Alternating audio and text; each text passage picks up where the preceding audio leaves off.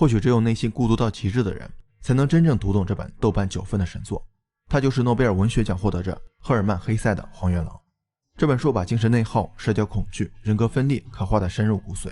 更重要的是，它并非只是某个人的怪癖，而是时代本身的晚节，是作者那一代人甚至每一代人共有的精神危机。为什么这么说呢？我们先来看一下这本书的时代背景。《荒原狼》创作于1927年，刚好处于一战后、二战前的这段时期。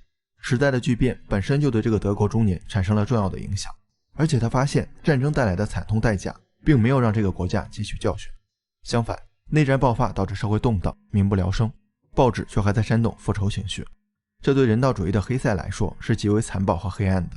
他挺身而出，毅然表明自己的反战立场。结果也毫不意外，他遭到了媒体的猛烈攻击。一时间所有人都把他当成叛国贼，再加上父亲离世、婚姻破裂、朋友反目，他患上了严重的精神分裂症，甚至多次企图通过自杀来结束这一切。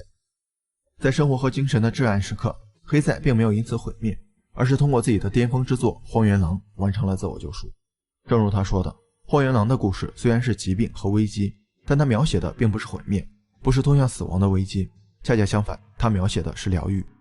小说内容很简单，主人公哈利·哈勒尔其实就是作者本人，我们可以理解成一个患有精神分裂的人，在一段颇具奇幻色彩的经历后成功自我救赎的故事。哈利是一位患有痛风的中年作家，在旁观者看来，他跟周围环境格格不入，是个时而温暖时而冷漠的怪人。他自己也确实讨厌世俗生活，经常把自己关在出租屋里，很少与人沟通，独自承受着不被世人理解的精神痛苦。这一天，他无意中得到了一本名为《荒原狼研究》的小册子，顿觉大梦初醒。他发现自己就像小册子所说的那样，是一头人性与狼性并存的荒原狼。正是因为哈利身上藏着相互对立、彼此纠缠的两种灵魂，才造成了这个中年男人的精神危机。随后他参加了一场聚会，但他发现与会者都有狭隘的民族主义观点，自己的反战言论遭到了所有人的斥责，这也让他感到更加孤独，甚至想要通过自杀来结束这一切。回家路上偶然遇到了酒吧女郎赫尔敏娜，一番交谈之后，他仿佛找到了知己，情到深处，二人还来了场鱼水之欢。他也找到了用音乐平衡人性与狼性的方法。随后赫尔敏娜又介绍音乐人帕波罗给他认识，这个帕波罗也成为哈利重要的精神导师。他把哈利带到了魔剧院，魔剧院的情节堪称本书的封神之处，很多读者认为这一段是黑塞嗑药之后写出来的。在这个只为狂人而设的魔剧院里，他见到了无数个哈利，这一点咱们后面再来分析。最后当他撞见赫尔敏娜跟帕波罗亲近时，便狼性大发，将赫尔敏娜杀死，而自己也得到了永生不死的惩罚。你看，故事就是这样，几百字就能交代清楚的小说，怎么能获得诺贝尔文学奖？怎么能成为20世纪60年代欧美青年的必读之书？又怎么能被誉为现代人内耗的精神良药呢？事情当然没有这么简单。正如书中的一句话，如果我在其中读到的仅仅是一个单独的人类个体滋生的病态幻想，其作者只是个可怜的精神病人，那么我会对与他人分享这些内容感到犹豫不决。为了更好地理解黑塞表达的思想，我们先来了解一下荣格的集体无意识的4种原型。其实黑塞的很多作品都是在荣格心理学说的影响下创作的。黑塞甚至曾在一封信里写过，告诉荣格荒原狼向他问好。这4种原型可以简单地理解为每个人的原始人格，包括人格面具、阴影、阿尼玛和阿尼姆斯、自性。人格面具就是我们对外界表现出来的样子，哈利温和的一面就是人格面具的作用，它可以降低社会性焦虑。阴影大家应该看出来了，就是隐藏在人格面具下原始的动物性的一面，也就是荒原狼。阿尼玛是男性心灵里的女性成分，反过来阿尼姆斯是女性心灵里的男性成分。前面咱们提到的赫尔敏娜，大家有没有发现这个名字跟作者赫尔曼的名字很像？显然这个知己就是哈利的阿尼玛。最后自省是协调其他人格的原型，让人们达到自我实现的统一整体。哈利崇拜的歌德、莫扎特以及精神导师帕波罗都是哈利的自性。这样一来我们就好理解整个故事了，也能读懂哈利是如何一步步自我救赎的。第一阶段，不可协调的二元性矛盾。一方面哈利渴望城市生活，主动选择在街角小巷的阁楼里租住下来，一方面又不愿与世俗环境同流合污，讨厌一味追求享乐的浅薄生活。他尽力把狼性隐藏在内心的阴影处，但他古怪的生活方式处处透露出狼性的影子。不仅如此，书中很多地方也多次体现出二元性矛盾，比如虽然把赫尔敏娜视为知己，最后却杀了他；虽然把歌德当成偶像，却在梦里跟他吵了一架；现在咱们知道，赫尔敏娜、歌德都是哈利原型的一种，也就是说本质上还是哈利自己的矛盾，这也直接导致了他的精神分裂。其实我们每个人都有二元性，比如很多人都曾有过这种想法，没有人理解我，我也不需要别人理解。虽然某些时候确实想找个人倾诉，不过最终还是选择自我消化。所以大部分人都能在哈利身上看到自己的影子，而且二元性矛盾越深，也越能对本书产生共鸣。第二阶段，跳出非黑即白的二元思维。人性和狼性只有对立吗？在哈利无法自我和解的时候，他遇到了赫尔敏娜，也就是自己原型中的阿尼玛。二人的交谈也解开了哈利的心结。哈利说自己向往高尚的精神生活，对粗俗的现实感到不满。他哀叹自己已经努力生活了，却还是这么痛苦。但赫尔敏娜却建议哈利学习跳舞，并用一句话点醒了他：你连舞都不想跳，怎么能说已经做出极大努力去生活呢？之前在平衡人性和狼性时，哈利选择的是把自己封闭起来，抽烟、喝酒，甚至自杀。说到底不是在平衡，而是在逃避，因为他一直在人性和狼性之间拉扯，掉入了非黑即白的二元思维陷阱中。选择做人就要跟世俗同流合污，跟高尚的精神追求告别；选择做狼就要脱离人类社会，在阴暗深处孤独致死。这种选择显然过于简单了。哈利自己定义了黑白对错这种二元性矛盾，然后又下意识地把自己囚禁其中。道德经中有一句话：天下皆知美之为美，斯恶已；皆知善之为善，斯不善已。就是说，假如所有人都有美的标准，丑就会现形；所有人都有善的标准，恶也就出现了。所以这种泾渭分明的状态其实是远离道的，是无法调和的。说到这儿，你可能会觉得奇怪，道家思想怎么跟德国文学联系上了？其实1870年道德经就传入了德国，而且对很多德国文学家影响很大。黑塞的在伦下、悉达多以及这本《荒原狼》都受到了老子的影响。第三阶段，不止二元的多重自我。跳出二元思维的陷阱后，哈利被帕布罗，也就是他原型中的自信，带到了魔剧院。之所以这一段能够封神，正是因为突破了二元性，意识到人格不是只有人性和狼性。帕布罗让哈利脱下了人格面具，也就意味着哈利摆脱了被世俗定义的用来掩饰自我的表面假象，开始接受真实的自己，接受每一种人格。在魔剧院的镜子里，他看到了第二个哈利从他身上分裂出来，接着第三个、第10个，越来越多，老的、少的，活泼的、严肃的，认真的、滑稽的，衣着光鲜的，衣衫褴褛的。无数个哈利在魔剧院里上演了一出关系复杂的人生喜剧，而这个过程或许也是无数个自我彼此和解的过程。哈利的二元性在这里被推翻并重建，他体验了用枪射击车辆的游戏，而且竟然感受到了射击的快感。要知道他可是明确反战的。接着进入人格重建指引之门，学会了如何把多重人格像棋子一样排列组合，形成不同的人生场景。最后还观看了驯服荒原狼的表演，又似乎懂得了如何让每一种人格对自己言听计从。第四阶段，用幽默接受每一种人格。在杀死哈尔敏娜之后，帕布罗以永生不死来惩罚哈利，这个决定对应了前面哈利多次想要通过自杀来摆脱一切的想法，也让他意识到自杀只不过是荒诞的懦夫行为。那如何平衡多重自我，解决精神危机呢？就要提到哈利的自信，也就是歌德、莫扎特和帕布罗。歌德、莫扎特在哈利看来是不朽者，代表着德国文化精神领域不可替代的高峰。但随着剧情的推进，我们不难发现，哈利对不朽者的认知存在着严重的偏差。他多次与歌德、莫扎特接触，但每次发生的事情都很不严肃，甚至可以用啼笑皆非来形容。这种强烈的反差正是黑塞想要表达的深层含义。不朽者是幽默的，是会笑的。假如哈利只想成为自己想象中的不朽者，高高在上，脱离世俗，那他的人性是不可能与狼性达成和解的。在魔剧院中，哈利真正走进了自己的精神世界，也认识到魔剧院的一切只是他的心理投射。在这里，他可以成为杀人狂、暴力者，也可以向往恋爱，成为一个善良的人，而这都取决于自己如何下多重人格这盘棋。就像本书结尾时说的，我终究会将这棋子游戏玩得更好，我终究也将学会笑。帕布罗在等我，莫扎特在等我。荒原狼之所以能引起一代又一代人的共鸣，就是因为书中的哈利·哈勒不仅是作者黑塞的影子，每个孤独的人都能在他身上找到自己的影子。生活中有一些人，也包括我们自己，都会陷入荒原狼式的矛盾中，不愿被社会定义和塑造，也觉得没人能理解我们。内外的不平衡就会产生社恐、孤独、内耗的痛苦。不过荒原狼也给我们开出了绝佳的药方——幽默。它能让我们直面并接纳最真实的自己，也能以局外人的角度发现和解决精神上的痛苦。所以推荐大家去看一看。就像黑塞说的，世界上任何书籍都不能给你带来好运，但它们会让你成为你自己。疯了这么久，你想去旅游，选好地方之后，你问之前去过的2个朋友体验如何。张三说了，太好玩了，景点又多又漂亮，我玩了3天都没转完，住的民宿也不错，那边小吃也多，干净又卫生。有个景点你一定要去，小桥流水太有韵味了，也有不少吃的。张三说的你一脸懵逼，说完了又好像什么都没说，差点成功劝退你。然后李四告诉你，游玩、吃喝、住宿的体验都很棒。先说景点，古香古色的小镇，宛若天开的园林，你走在里面也会不自觉地慢下脚步。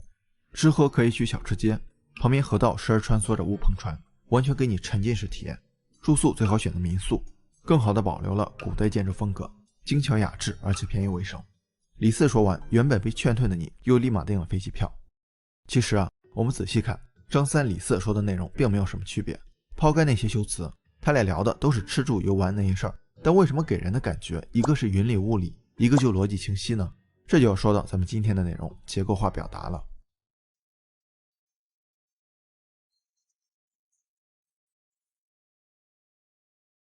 什么是结构化表达呢？这个概念来自于麦肯锡经典培训教材《金字塔原理》这本书。简单说就是把要同步的内容按照结论先行、以上统下、归类分组的结构表达出来。一个论点带几个论据，有点像语文课文里的总分结构，又有点像三角形的金字塔，所以被称为金字塔结构。开头李四说的话就比较符合金字塔结构，先抛出结论，体验很棒，然后分别从景点、吃喝、住宿3个方面来阐述自己的观点，条理清晰，着词分明。这里有2个关键点，一是结论先行，就是开门见山的把结论先说出来，就像把船锚抛下来之后，船怎么飘，对方也知道中心在哪。另外，这样也符合大脑的工作原理，有了结论，大脑思维很容易被固定下来，之后的信息也就容易跟这个结论联系起来。反过来，如果对方东一榔头西一棒槌，大脑思路也会飘忽不定，而且还会很困惑，他到底在讲什么呀？理解起来很费劲。二是总分结构，几乎所有的信息都可以用这种方式来归纳，比如销售额问题，可以按访客量、转化率、客单价3个维度来分解。再比如发表演讲，咱们听一些领导讲话，特别喜欢一条一条来。我简单讲3点啊，第一怎样，第二怎样，第三怎样。虽然我们也懒得听，但至少知道他讲了3点，这个结构就有金字塔的雏形。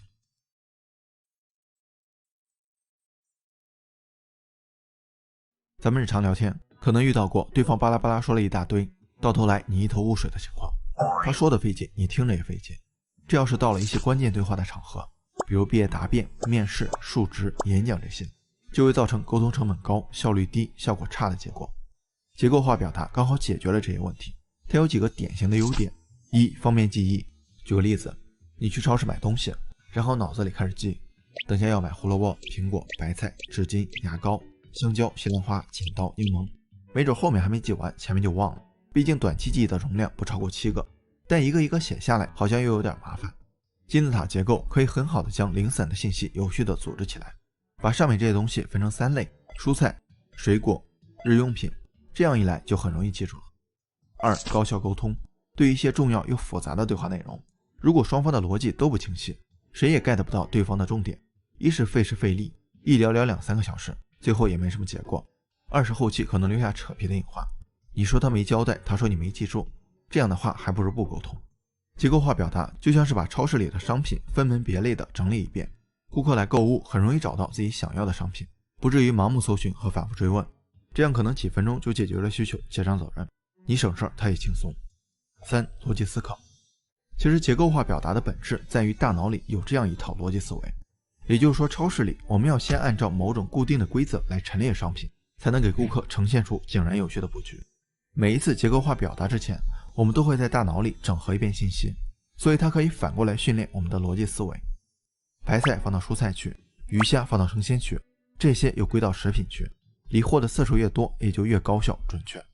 长期以往，我们的逻辑思维能力也会提升很多，即便对方的表达逻辑混乱，就像个杂货铺子一样，我们也能轻松提取有价值的信息，找到问题的关键。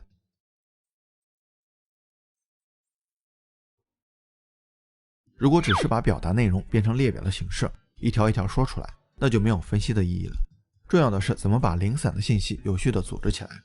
接下来咱们就聊聊怎么形成结构化的表达。第一步，找到分解角度，其实就是分类，就像小时候看动画片分成好的坏的，打游戏分成主线支线。金字塔原理提到了3种分解维度：时间、结构、程度。时间维度可以用来分析进度和流程，比如老板让你统筹一个活动，你可以分成策划阶段、筹备阶段、执行阶段。再比如一个别人讲一件事儿，可以按照起因、经过、结果的顺序。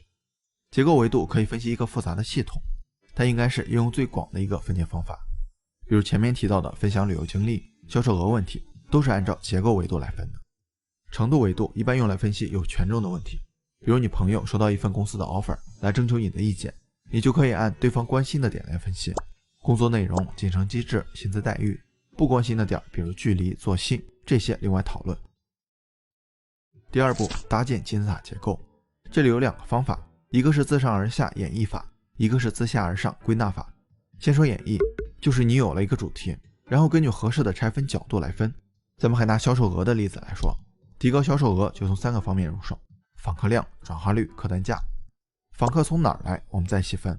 老顾客可以通过短信、微信的方式触达，新顾客通过一些付费广告来获取。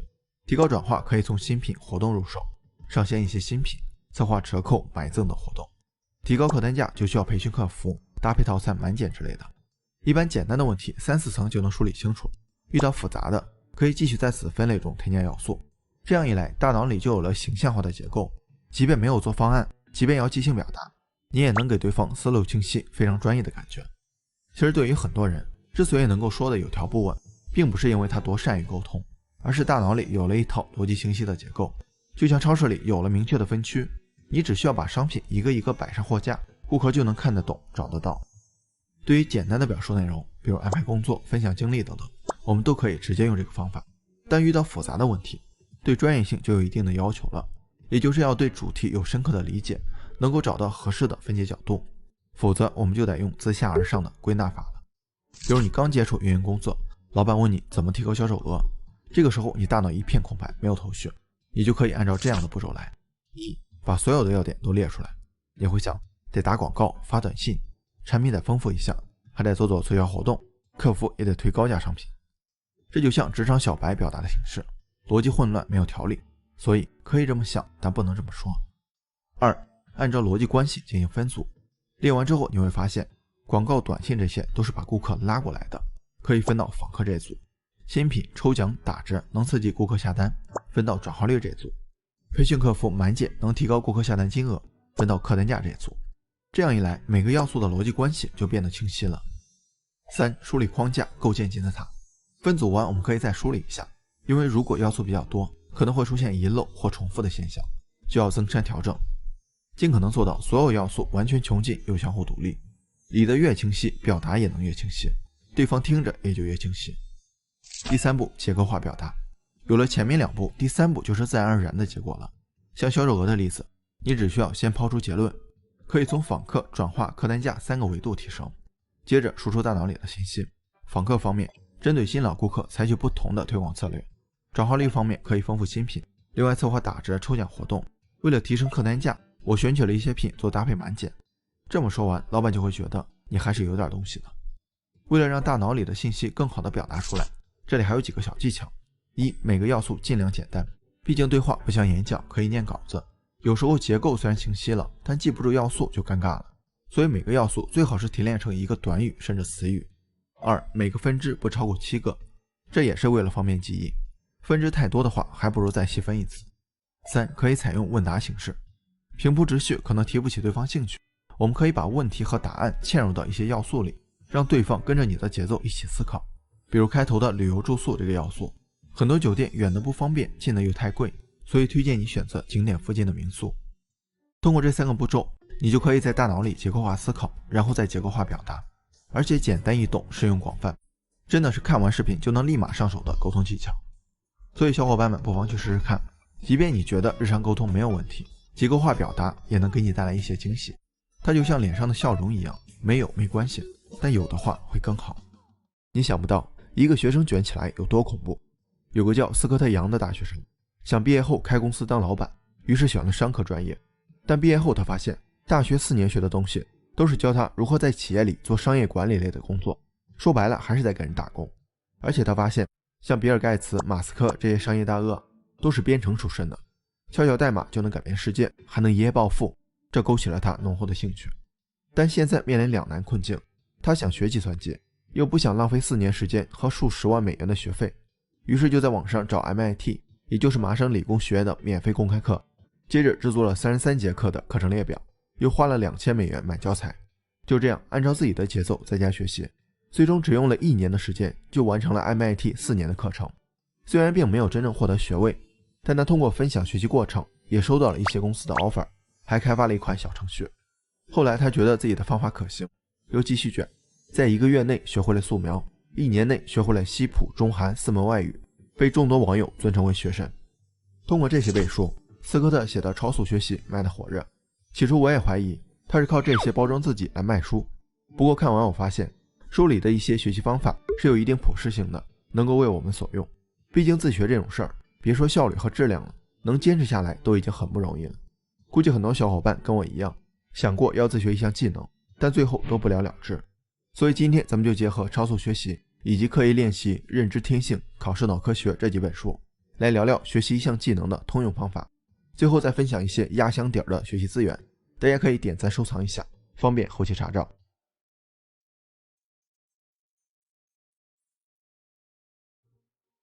自学跟在校学习不太一样。上学那会儿，老师会告诉我们，学语文至少能看个报纸，学数学买菜不会被人坑。但很多时候，我们自学的目的并不明确。就像我之前有一段时间想学画画，纯粹是脑门一热，等烧退了也就懒得学了。所以我们得先告诉自己学这个技能的目的，怎么安排学习计划，给大脑装个导航。目的最好是具体的、场景化的，这样更能激发自己的行动力。我要学英语，这个目的就比较模糊，是扩展词汇还是练习口语，这些会直接决定我们的学习重心和方法。我们不妨这样设定目标，比如要学习口语，那我要达到能跟老外进行日常沟通的水平，不至于出国旅游随时看着翻译软件，吃饭点成了5个汤。另外目标设定有个 SMART 原则，就是要具体、可量化、可实现、与行动方案相关、有时效。其中的可量化我觉得没有必要强求，因为这样很容易把真实的目标简单化，掉入计数器陷阱。就像我之前看书，要求自己每个月必须看4本，如此一来我看书就像是赶进度，不管懂不懂看完就行。结果就是看似目标完成了，实际上并没有什么用，既然没有用，也就没有坚持的理由了。学习计划我们可以分成2种情况，一种是有一定基础也足够自律，那就可以把计划做得越详细越好。斯科特是花了总学习时间的 10% 来制定一份详细的计划，包括学哪些内容、时间安排等等，后期根据实际情况微调就可以了。另外一种是纯小白，为了防止没入门就放弃，前期计划越简单越好，毕竟小白也不清楚自己的计划是否合理，而且系统越复杂就越容易崩溃，所以干脆抛开各种限制，就思考达到目标最重要的一件事是什么，让车先动起来，后期再调整方向。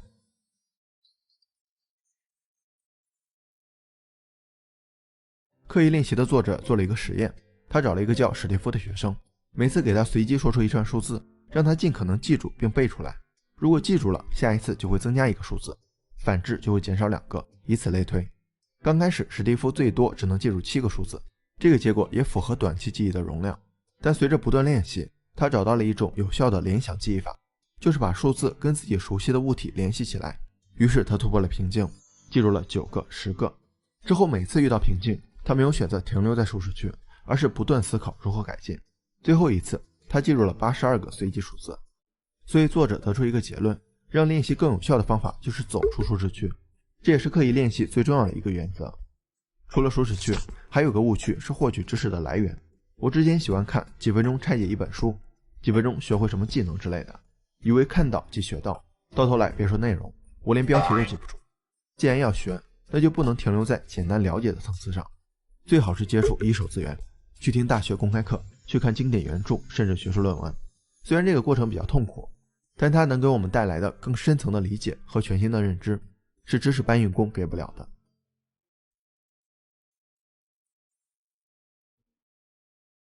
美国缅因州国家训练实验室通过实验得出了一个学习金字塔报告。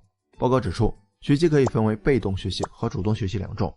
被动学习就是咱们上学那会儿比较常用的方法，听讲、阅读、试听、演示之类的，通过他们所学的内容， 2周以后，大脑里只剩下不到 30% 的内容。主动学习包括讨论、实践、传授给他人。2周后所剩内容提高到了 50%、75% 和 90%。这让我想起上学那会儿，一些学霸特别喜欢在一块讨论问题，那真是讨论出百家争鸣的味道。没想到也是一种高效学习法。所以自学的时候也可以跟兴趣相同的小伙伴用这个方法。咱们可以想一下，跟朋友聊综艺、聊球赛的场景，是不是比没有聊过的内容印象更加深刻？接着就是实践。小时候学说话，一般没有父母刻意去教，就是每天处在口语环境下不断模仿和互动，这才是真正的沉浸式学习。另外，时间也能更好地暴露出学习漏洞。就像打球，天天训练各种动作，但只有上场了才知道自己几斤几两。最后是学习效率最高的以教代学，这也是物理学家理查德·费曼提出的费曼学习法的核心。学霸喜欢给别人讲题，原来是有道理的。他们在教别人的同时，自己也巩固了一遍。另外，从心理学角度也能解释这个现象。我们的大脑是输出依赖性，相比输入学习，大脑对输出更加重视。他会觉得这个信息竟然频繁被调用，已经很重要。虽然自学的时候我们没办法天天拉个人给别人讲，但可以用测试的形式，就像上学考试。其实每次考试都是一次绝对高效的强化学习。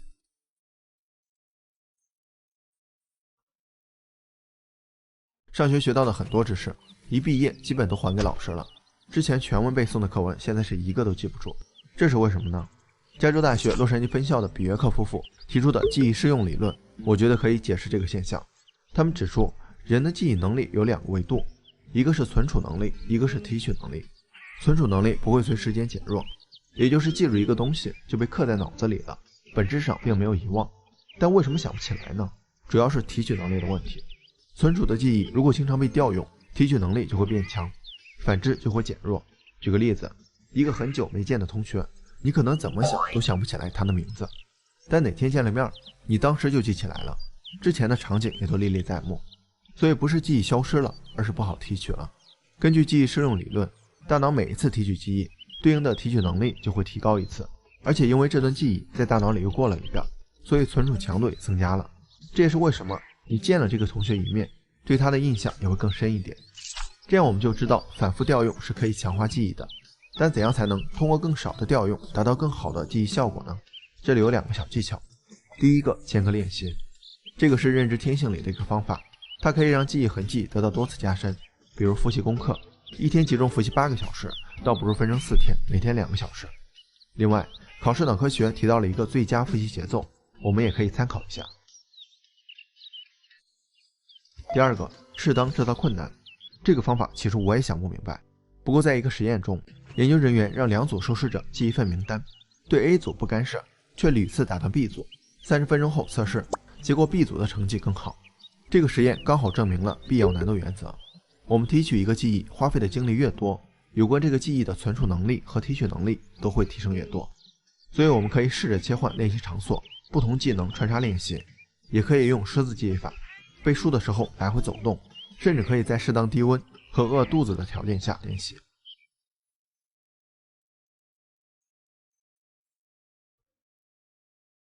之前我学什么都会先把相关的教材都买来，花1个月时间先把书看完，然后再去实操。结果实操的时候我什么都记不住，后来我才意识到这是非常低效的行为，甚至可以说是拖延的借口。有一种高效的做法叫不完美行动，就是没必要把所有东西都准备好了再行动，而是直接行动，在行动中根据反馈进行调整优化。